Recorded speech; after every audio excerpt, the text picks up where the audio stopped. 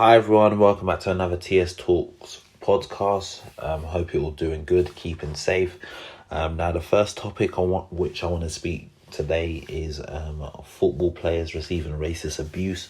Now, a few weeks ago, following a poor Man United game, I can't remember which game it was, but Rashford, Twanzebe and Martial all received racial abuse online. In recent weeks, Reece James has received racist abuse also when, towards the back end of Lampard's reign as, Chelsea manager. Within the last week, Eddie Nketiah received racist abuse online following some posts he put on Instagram, and Willian received racist abuse as well. Now, the thing about it is one, this isn't something new. Each time we're calling for these, these platforms to do something about it. And one of the chief execs at Arsenal, Vinay, myself being an Arsenal fan, I don't really think much of this guy in terms of taking the club forward. But on this particular matter, I think he has a good point. He says, how can you tell a player that, if they post something which, whether it is they post is, pirated content or, copyrighted stuff, that it can be taken down within minutes. But, if it's something of racial abuse, that, it's just left be. And, for time and time, we've said that, people have got to, you got to have some form of ID to sign up to these platforms, whether that's a driver's license, passport, whatever, you need to provide certain valid details to be able to sign up to these platforms. Therefore, when you make these comments, you can be held accountable for it. No matter if it's a tweet or whatnot, you can be held accountable for it. We see time and time again people, maybe becoming a public eye, they get old tweets of what they've said, stuff in the past gets pulled up, and then most of the time they end up having to make an apology video or something about it. So be it. God forbid if I've ever said anything in my past, someone may say, oh, well, we'll look at what this guy's tweeted over the years and whatnot and come for me. But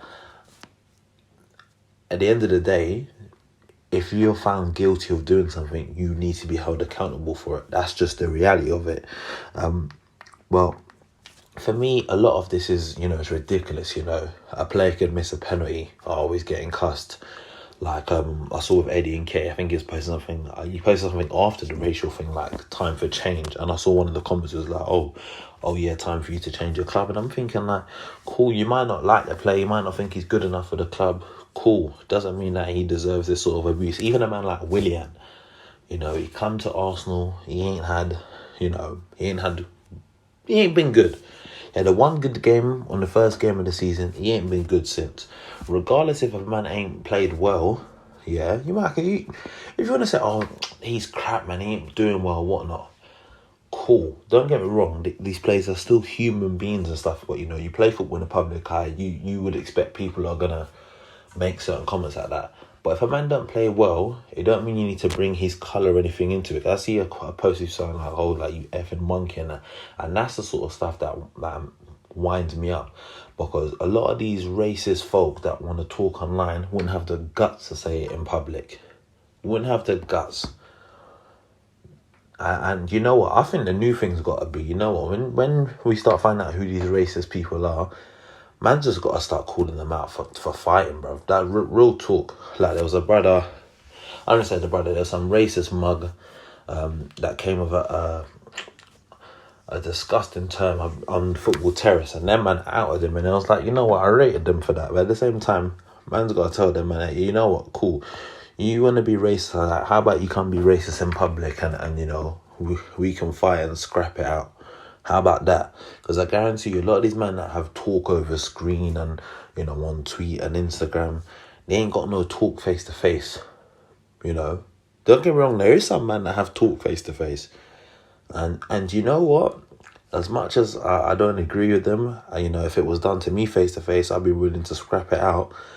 I kind of have a bit more respect for them. At least they're honest with it. We're in this day and age where people think, oh, I can be a gangster behind my phone, but really you're a coward, you're nobody. You know, if you was face to face with the people you're making comments about, you'd say nothing whatsoever. That's the facts on it. But, you know, I'll move on from it. You know, we all know what's going on in terms of all of this stuff. And like I said, I think it's disgusting, it's sickening. And, you know, it's about time we're having to stop talking about it. It's about time that these platforms start actually doing something about it. Because if not, you're just letting the problem continue. You're just letting it linger on. You've got to do something about it now. You've got to put things in place. Because I could make a comment now on Instagram. You could, I don't know, remove my account. Fine. I'll just go make a new account. This is where the whole thing of, you know, you need to have certain details linked into your account. But, you know, I don't run these social media platforms, but that would be my thoughts behind a process of getting something done about this nonsense. But yeah, you can let me know your thoughts in regards to that. Now, the second topic I wanted to move on to today is the man, the guy that's, you know, he's telling us about how important, you know, the vaccines are, and, you know, he's a friend of Boris, and, you know, he's the health secretary. And I always say this about these men.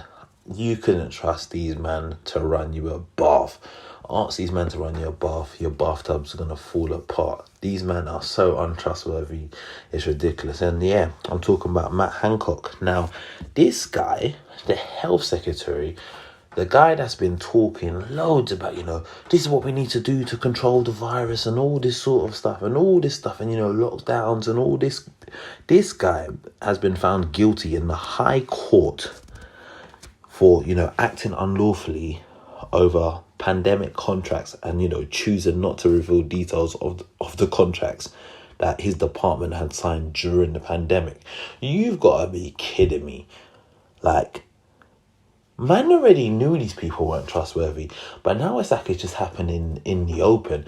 And the more disgusting thing about it is that none of these news people are talking about it. So when people say, oh yeah, you know, people like BBC News and that, oh, they're just like, and other like newspapers and that, they're just like, oh, these men are just funded by the government. They're just a mouthpiece for them. And when you don't come out and say stuff about things like this proves it. These are the things that prove it. And, you know, the worst thing about it was I saw that he was actually asked about this on the Andrew Marr show, and he managed did the most disgusting, like he shaked his head to be like, no, he's like, well, you've been found guilty. And it's like, well, my brother, you was found guilty. Don't shake your head. There's no spinning this one. And you know what? I can't wait to see him. I hope he goes on Good Morning Britain one day this week, because I know Piers, as much as I'm onto Piers as well. On my next video, I need to talk about Piers because I'm onto him, because and then man, they must be having sleepless nights about Meghan or something. Because actually, no, it ain't going to be the next video. I'll get onto him now.